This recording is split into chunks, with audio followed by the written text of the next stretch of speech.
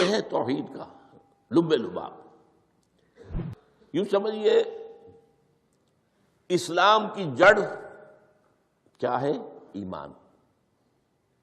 اسلام کا جو خارجی نظام عمل ہے، انفرادی اعمال ہو اجتماعی ہو، ان سب کی روح رواں کیا ہے؟ ایمان۔ ٹھیک، ایک بات ہو گئی۔ ایمان کا خلاصہ لب لباب کیا ہے؟ ایمان باللہ،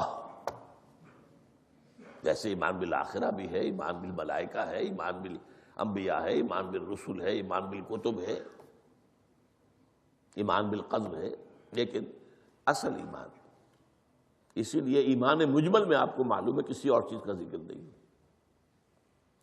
آمنت باللہ کما ہوا باسمائہ وصفاتہ وقبلت جمیع احکامہ اقرار باللسان وتصدیق بالقلب، یہ ایمان مجمل ہے۔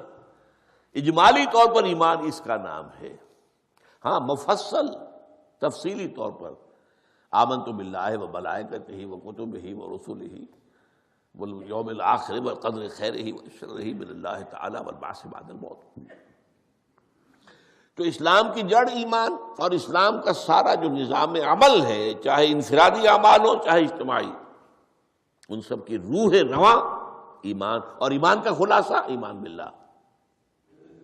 اور ایمان باللہ کا اصل حاصل وہ ہے جو اس حدیث میں آ رہا ہے۔ اس کے دو ہیں تقاضے، عبادت صرف اسی کی، استعانت صرف اسی سے۔ اس لیے میں نے سورہ فاتحہ کا تذکرہ شروع میں کیا۔ یہ عبادت کا جوہر ہے، عبادت کا جو ہے یہ ایمان کا حاصل، عبادت صرف اس کی اور استعانت صرف اس سے۔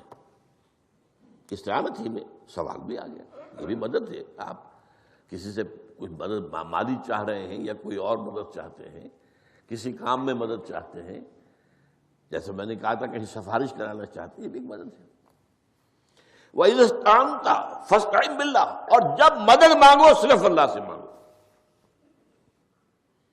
اور وہ سارے الفاظ یاد کر لیے، استدعاء، استعانت، استغاثہ، یہ جو غوث اعظم سے استغاثہ کیا جاتا ہے یہ تو شرک ہے۔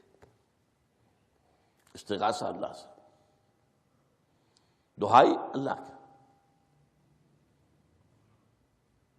اس اعتبار سے استمداد، استعانت، استدعاء، استغاثہ، یہ سب اللہ سے، صرف اللہ سے۔ عبادت صرف اللہ کی، ایاک نعبد، اور استعانت صرف اللہ سے۔